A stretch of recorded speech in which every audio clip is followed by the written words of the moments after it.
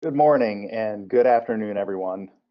Thank you for dialing in today's webinar, How Dynamic Signal Uses Power of Voice to Optimize Communications. Thank you for joining us today, and special thanks to our panelist, who I am honored to be joined by here today, Robyn Hannah, who is Senior Director of Global Communication at Dynamic Signal. A little background on Robyn. She has 15 plus years of experience in both internal and external communication, driving business success in the golden age of storytelling. Currently, Robyn is the Senior Director of Global Communication at Dynamic Signal, where she leads all public relations and communication initiatives for the company. Robyn also sits on the Silicon Valley IABC Board of Directors as Vice President of Communication and Technology. She's a member of the Forbes Communications Council and was named to Business Insider's 2017 Top 51 Best Public Relations People in the Tech Industry. Dynamic Signal is the leading employee communication and engagement platform, connecting organizations with their most valued assets, their employees. Hundreds of companies across every business sector, including more than 30% of the Fortune 100, increase brand equity, reduce risk, and grow their businesses using Dynamic Signal to securely deliver personalized, timely information to millions of employees around the world on the channels and devices they prefer.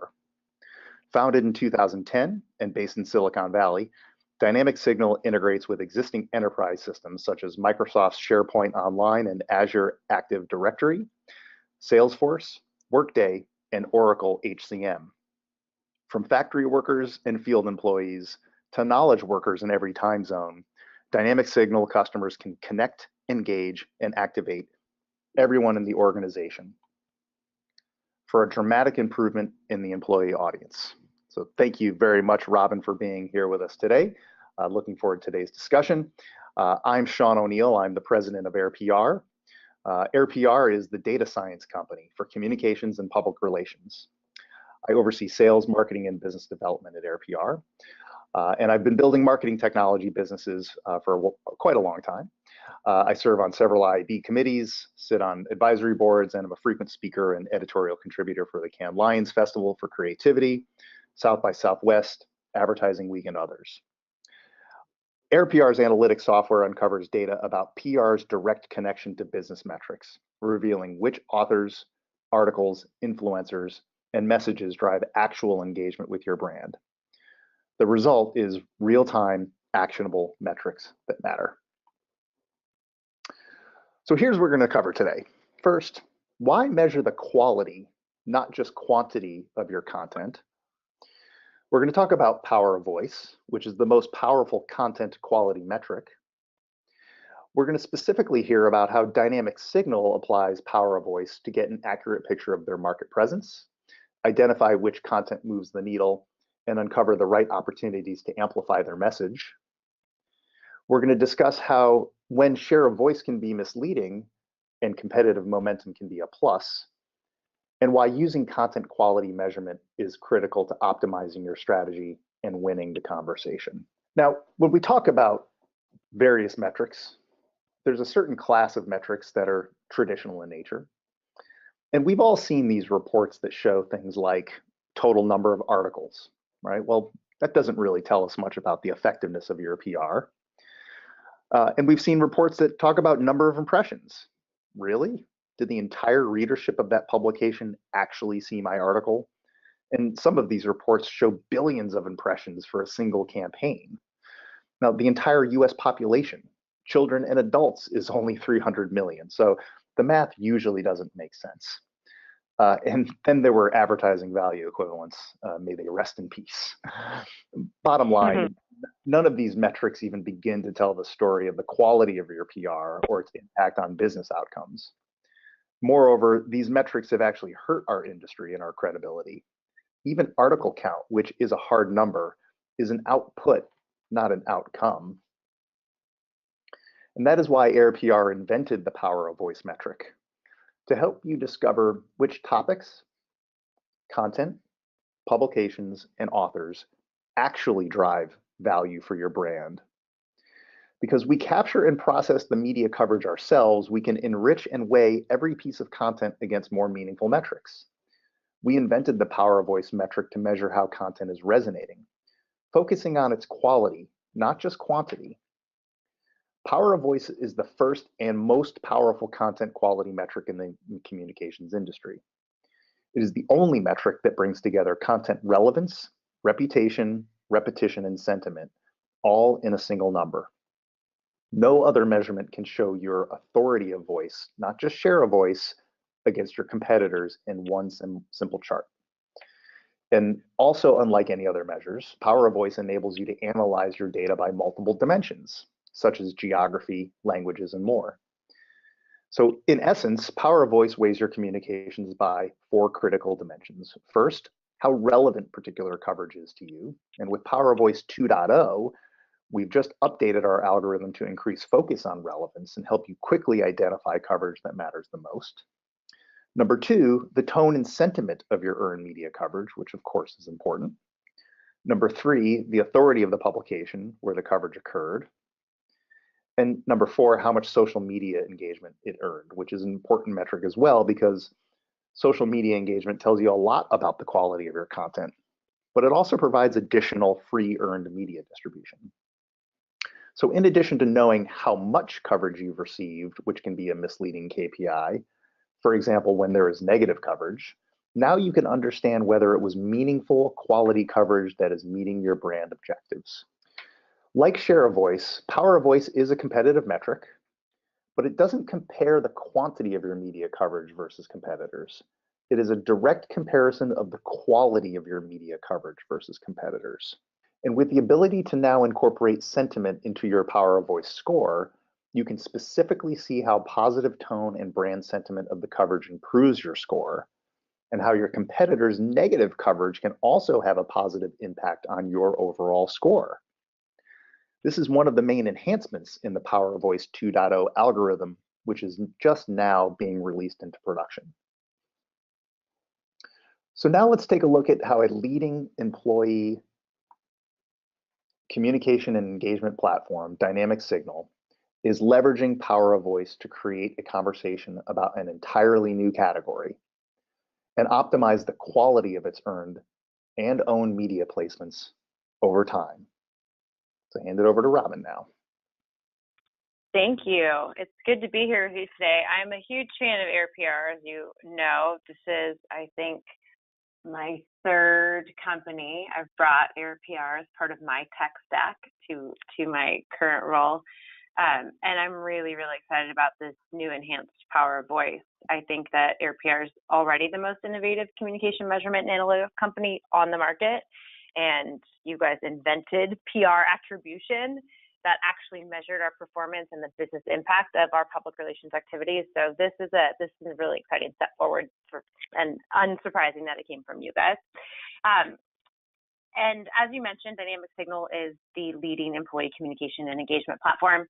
We really believe that you can transform your business when you have an activated workforce, when you have employees who are connected and informed, who feel valued. They become engaged, and from that engagement, they can become these activated brand storytellers who are more productive and more collaborative and feel better at work.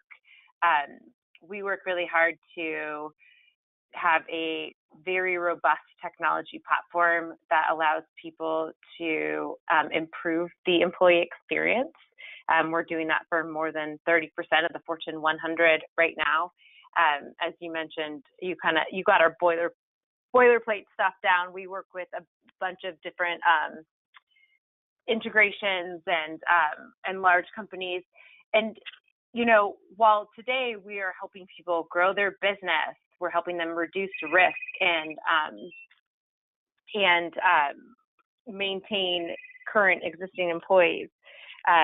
We are improving business agility and reducing costs, but that's not where we started out. We began in 2010, and the role of Dynamic Signal has shifted a bit. I'm sorry, there's background noise. There's a phone ringing and I can't do anything about it.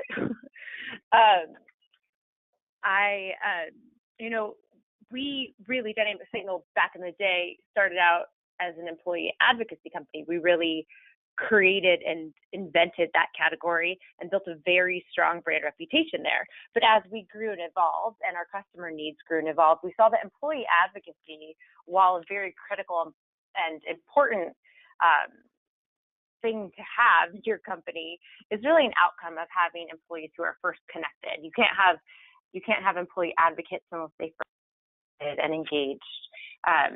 And so we looked at our business and knew that we needed to grow our offering and extend beyond just employee advocacy to really employee communication and engagement. And the challenge was that we had built such a strong brand in that capacity that there was already a really strong story about us in the market, and we had to shift that. As we brought employee communication and engagement as a new category to the market, we also had to bring the story that Dynamic Signal was now leading this category. So we were working against the momentum that we built that was all great and positive, but we needed to change the narrative. And that was a really big challenge for us. And AirPR has been key for me in tracking not only how we're doing in our efforts to change the story and create a new narrative, but also educate the market about what employee communication and engagement actually is. And we wanted to do that by adding value. So thought leadership was key to us, and ensuring the same messages were resonating, and looking at what our competitors were doing as they helped educate the market. And we could not have done that without AirPR. So like I mentioned, we are creating this new category of employee communication and engagement. And, we have a lot of white space, right? Bringing new technology to the market is an open canvas. So, it was a where do we begin kind of situation for us in the very beginning. We wanted to serve the community of our buyers and prospective buyers with great thought leadership. We needed to find the right publications for that. We needed to understand which articles and topics created engagement that actually moved the needle for us as a company, that created the social engagement that was important to us, that drove people back to our website. And so that meant that we had to measure the quality of our work, not just the quantity of our content, to ensure that we are providing a clear view of our progress so that we can optimize internally, and also so that we can report on that to our leadership team, and make sure that we were tracking towards the goal of educating the market and also outperforming our competitors where we needed to, and learning from our competitors too.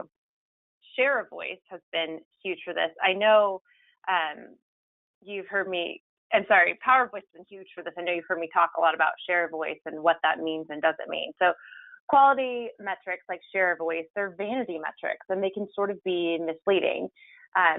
Share of voice counts the number of mentions and followers, but it also leaves out some key pieces of the story, such as reputation of the media outlet, social amplification, brand relevance. It can be negative in tone. Like every time there's a crisis at a company and all the big tier ones and news outlets are reporting on some big brand crisis or data breach or terrible customer experience that went viral, if you just looked at their share of voice, they'd be beating the competition, but that's not actually beneficial to their brand. So unlike the Vanity Metrics, Power of Voice from AirPR tells our C-suite the complete and accurate story of our market presence and highlights what is working, and also offers us the perspective on what isn't working. So ultimately, it helps us discover untapped opportunities to amplify our message and shape future content and campaigns and our media outreach strategies. So you can see here in this slide, there's a side-by-side comparison of our share of voice and our power of voice against a competitive set during the same time period. So the share of voice is the chart on the left, and the power of voice is the chart on the right. So we don't really care about the share of voice. And if we paid a lot of attention to it, we might be led to think that a specific competitor was outperforming us from a PR perspective because we just have more articles. But we really cared about is power of voice. And the chart on the right, we're only being outperformed by one specific competitor from a huge company that happens to have a product that is a competitive product to ours in some ways, and that's fine. They are sometimes, they're not a positive tone, which helps. Like we can now see that with the new Power Voice 2.0. But they also have a huge, huge, huge brand. And sometimes their competitive product is mentioned in articles that are talking about the company as a whole. And so this makes sense to us, but we can also see what they're doing when they're winning the conversation, what they're doing that conversation when we're not winning the conversation. So in looking at our power of voice score, we're really happy with their overall performance against some of the other players in our space. When we drill into the specific articles that are driving power of voice, we can see some pretty interesting stuff here. Not all of our best performing coverage is coming from the places that we might have anticipated. When you look at our top articles sorted by power of voice, you see a lot of placements that make sense, TechCrunch and Ad Age and HuffPo. But then you see this HBR piece, certainly phenomenal publication, but it wasn't one that we necessarily thought to target until now. So we can use this quality to inform our strategy. We can see that this article actually did really well for us, and then change our media strategy, our outreach strategy. And in particular, this journalist, Goldman, isn't a staff writer for Harvard Business Review. But you can see also that he wrote about us in that Inc. magazine piece. And so this also speaks to the fragmentation of the author ecosystem. So now that you've identified Jeremy as an important journalist relationship, you can, of course, use AirPR's author intelligence product to learn more about him.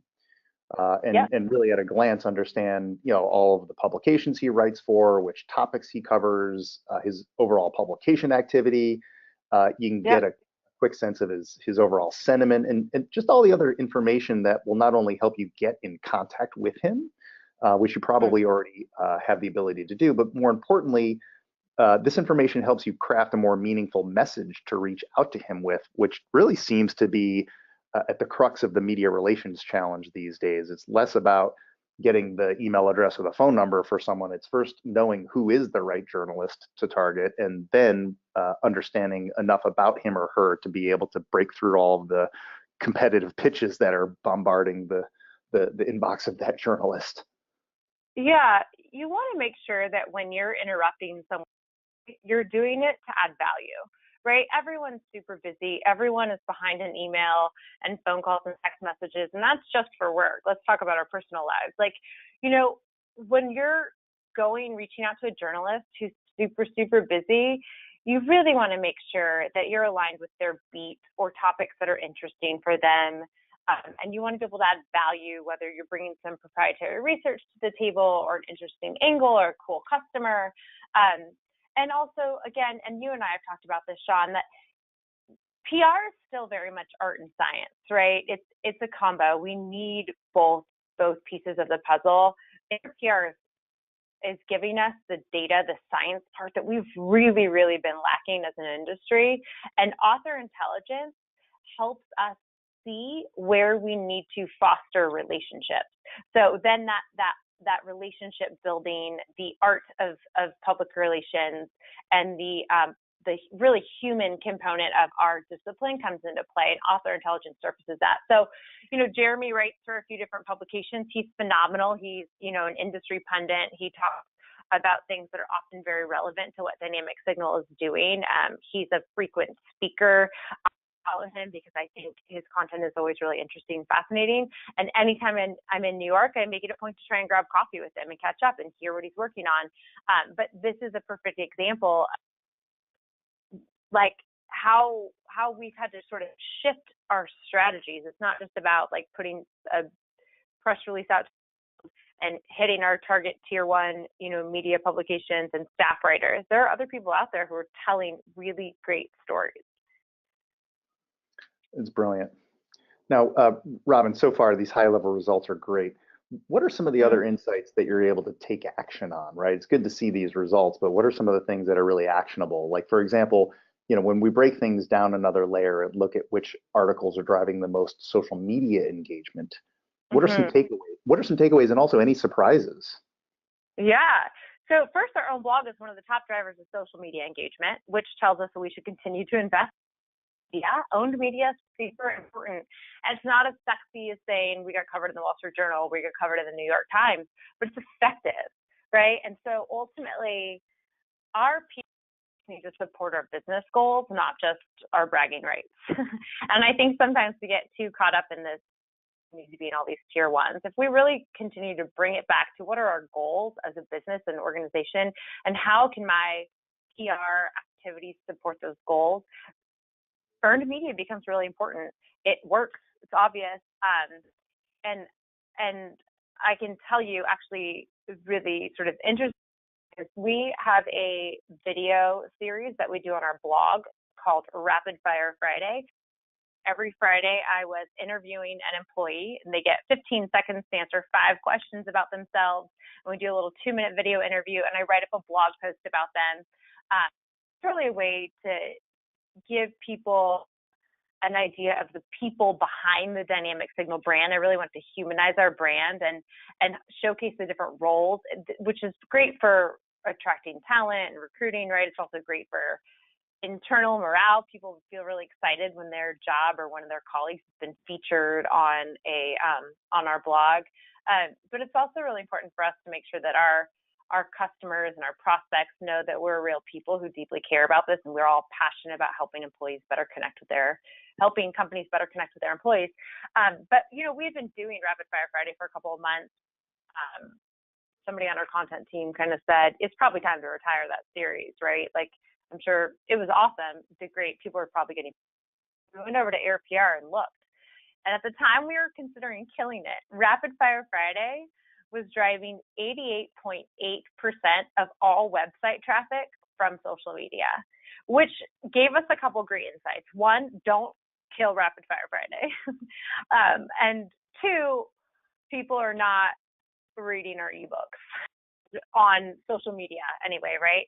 But when we could get the right people over to our website, because then we were seeing that they would take action on our website, like download an ebook or a white paper. You'll see on this list also some less obvious publications. CMS Wire is a trade publication, also Small Business Trends. Those aren't necessarily publications you think like, let's make sure we get in Small Business Trends, but it's done really well for us.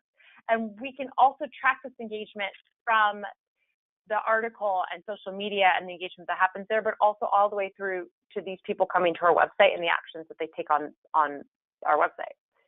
That is fascinating. And I admit, I'm not familiar with these publications, CMS Wire and Small Business Trends. Sure. And yet there it is, the hard data that they're actually driving more social media engagement than most of the other top tier publications on your target list. Yep. And the good news is I can break through the noise there a little bit more easily than I can with some of those large tier ones that everyone is pitching, right? It's to get quality coverage in these outlets because it's not quite as competitive all the time. So we can get more engagement with a fraction of the effort. And often it's a really targeted audience, right? It's the right people. You probably haven't heard of CMS. You also wouldn't be the person that we would necessarily be targeting. And then, of course, on this list, you'll see that HBR article drive social media shares for us as well. Of course. Using PR attribution to inform our strategy has been helpful multiple ways. So finally, I can understand which articles are actually driving traffic to our website and generating the most action on our website. It's not even necessarily about just getting people to the site. We want to know what kind of action they're taking there because that helps inform us if it's the right audience or not. Our AirPR's PR attribution technology pinpoints the exact articles that are creating the most website interactions. And correct me if I'm wrong, AirPR tracks that for a full 24 hours after somebody's been on the article. That is actually a good question. We actually track it somewhat indefinitely. Most of our attribution windows extend up to 30 days. It happens to be the case that the majority of conversions from earned media exposure Sure. typically do occur in the first 24 hours, but our attribution window actually is technically limitless, and we do, for most of our earned media coverage, have more like a 30-day attribution window, just to make sure we're not missing anything. So I'm so stripped right now, but so if we have somebody go and say they that TechCrunch article and they just read it, but then the next day they go to the Dynamic Signal website because they remember they read that article, I'll still get credit for that because all the attribution track through. 100%, and they don't have to have clicked on a link in the article because those links are very rare, as we all know in the early business. Journalists typically don't provide you a link to your website. So this is really, has someone read the article, and if at any point, eventually, indirectly or directly, did they come to your website and perform an action? It doesn't have to be the next day. It can be a week later. It could be 2 weeks later. It could be a month later. We're still tracking that within the system. So this long tail impact that earned media has, because this TechCrunch article, while it was published back in December of last year, it lives in perpetuity. TechCrunch isn't going to take this article down. That will probably continue to be a top traffic driver for Dynamic Signal for years to come. And that's why earned media is, frankly, so much more powerful than paid marketing and paid advertising. Is not only is it coming from a reputable third-party source, but it lives on forever. Yep, and that's super powerful for PR practitioners. We're always fighting for attribution credit, which has been really difficult to get at, and it's been very anecdotal. So having something like this that allows us to show up at the table with some hard numbers has really been meaningful. And you can see here, sorting our content by website interactions reveals a number of things. First, not surprising, Inc., TechCrunch, VentureBeat, anytime there's a fundraising, right? Like this press release about Dynamic Signal raising $25 million. Those are all top drivers of website traffic. But you'll also see interwoven here are some articles from less obvious publications like Influencer Marketing Hub, B2B PR blog, social media.biz. These aren't necessarily outlets that we would have thought to pitch or reach out to. But you can see what happens here. It's always fascinating to lift up the covers and see what content is actually driving bottom line impact. Because again, it's all about remembering how can my PR efforts support our business goals. And the result right now is that we are owning the conversation. So we can look at our performance over time. There's our share of voice and power of voice side by side during Q4 2018. And our share of voice increased by 2x, which is great. We love to see that because, of course, through AirPR, I can also track that it was predominantly positive sentiment. So I know at least not only did our share of voice increase, it increased because of great things. People were saying positive or neutral things. There were no detractors. And our authority, our power of voice also increased. And this is during a time when PR activity is generally slow. And so it was great for us to see that we were able to capitalize on the conversation during a time of year when there's not always a lot of conversation. So this was a double win for us. And more importantly, we are owning the conversation that we wanted to own, right? So the message of employee communication and engagement, we wanted to make sure that this category we had been creating was becoming top of mind and becoming known by the market. So we track that as one of our key messages. By publishing higher quality content that's frequently earning 100% monthly power of voice, we see that our efforts are having impact, and it's been really meaningful. This is another benefit of the AirPR platform. Not only can we track more meaningful metrics, but we're able to filter our results against key dimensions like key messages, because after all, looking at the overall quality of coverage doesn't tell us everything. We want to know if we're owning the conversations that are important to us. And oftentimes we all do some like proprietary research, and we've got some great data, and a lot of companies use data and research as a way to add value for journalists and get more earned media. But if those sites are being if those stats are being cited in a way that's completely unrelated to your story, your narrative, your key messages, it doesn't actually help your brand that much. So tracking these key messages is a really, really important part of power of voice for us, and understanding whether or not we're owning the conversation. Mm-hmm. Absolutely. Now, Robyn, you and I have discussed this before. Share of voice doesn't tell us the whole story, and power of voice is a much more meaningful metric because it factors in these other dimensions: brand relevance, publication authority, social media engagement. But of course, how much more helpful would it be to directly factor in the article's sentiment, meaning how positive, neutral, or negative the tone of your coverage was? And you've talked quite a bit about the importance of sentiment and how you've used that as a KPI, sort of side by side with power of voice. And and I've mentioned earlier in this broadcast that is actually why AirPR is just now releasing this important enhancement to the power of voice algorithm, Power of Voice 2.0, to really address this for yourself.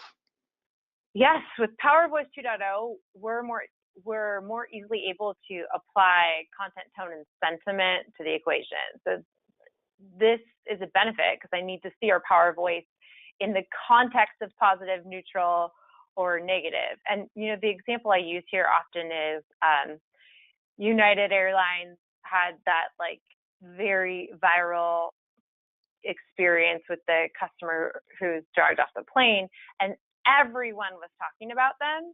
And if you had just looked at their share voice, they were winning.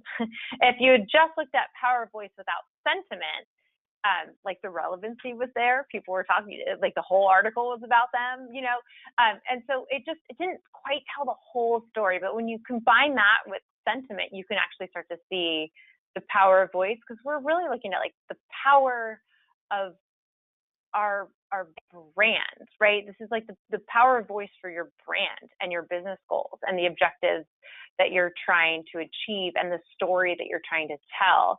And sentiment is a really important metric of success. And now that it's fully integrated into the Power of Voice 2.0, I think the results are even more meaningful. It's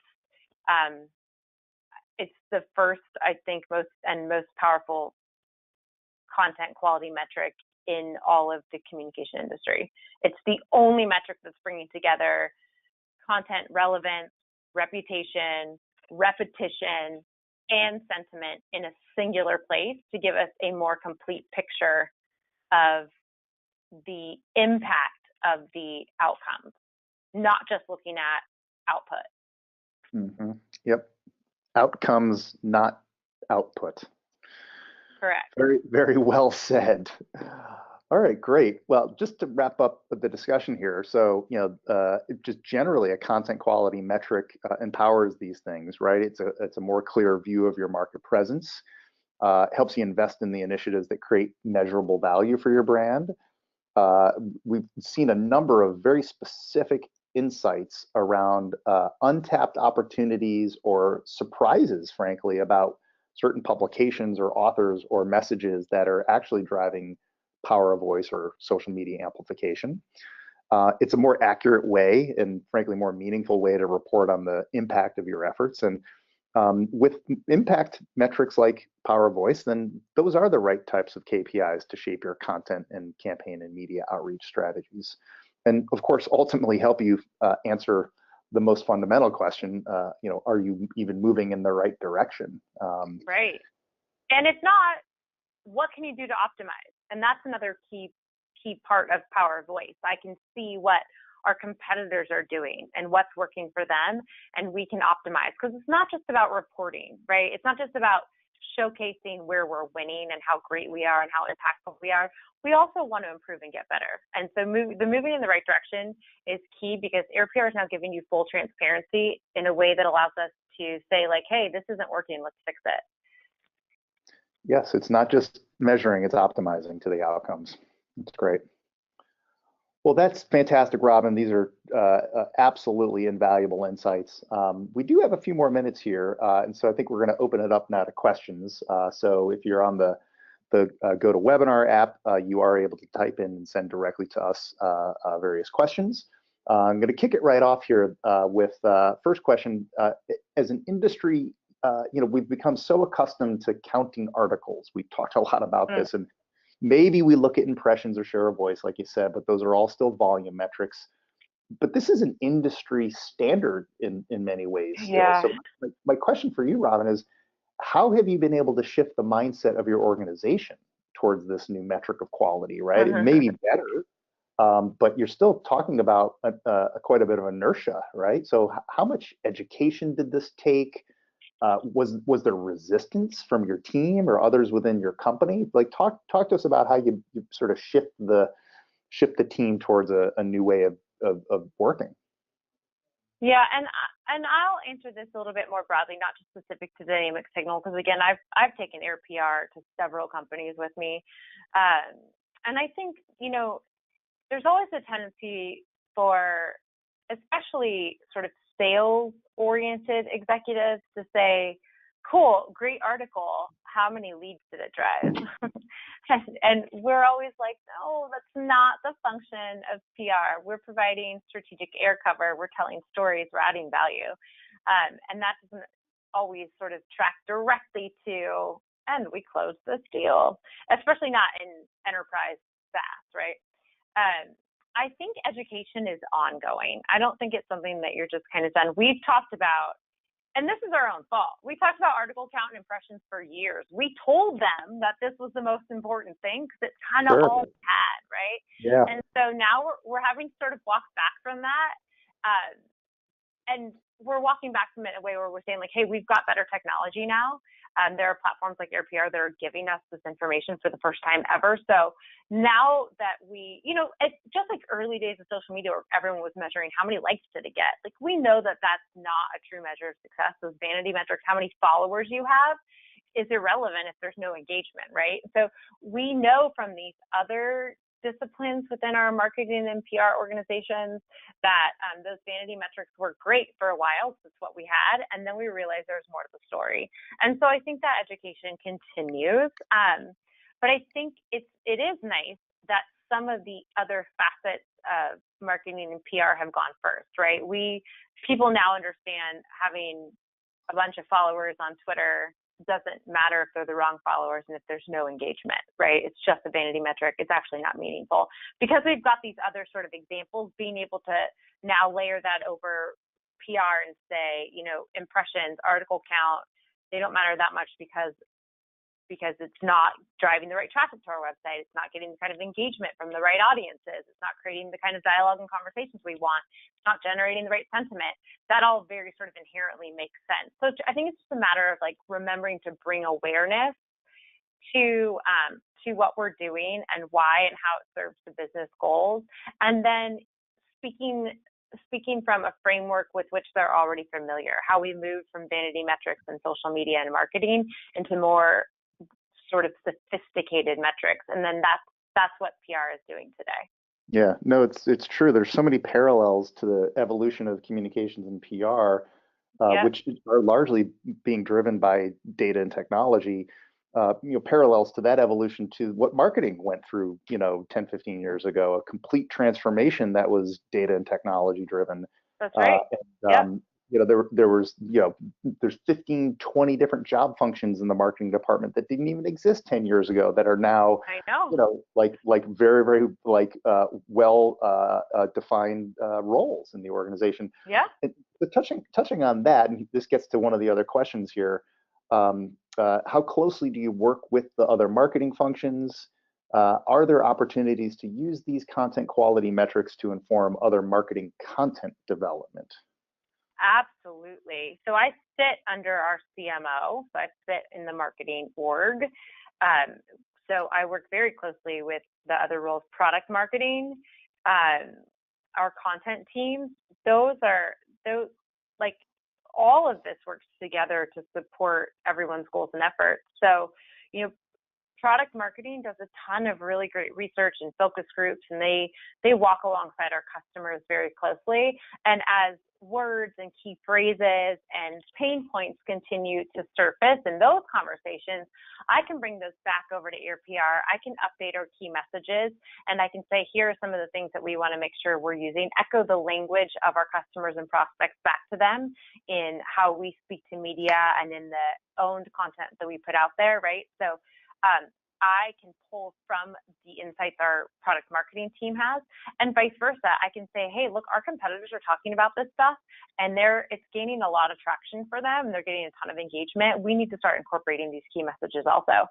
And our content team, when we know what kind of articles work well and what people tend to respond to and engage with, and when they read an article that mentions us, and that drives a lot of people back to our website, we say, hey, this is a topic of thought leadership that's really interesting. Let's write a blog post about it.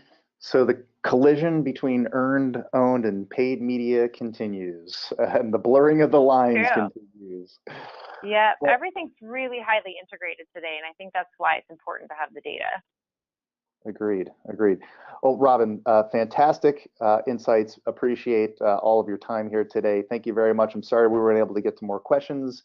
We are at the end of the session, but please keep an eye out for a synthesized version of what you saw today. We're actually going to have both an on-demand recording of this webinar, as well as a much more detailed white paper going through a number of these insights available at airpr.com very shortly.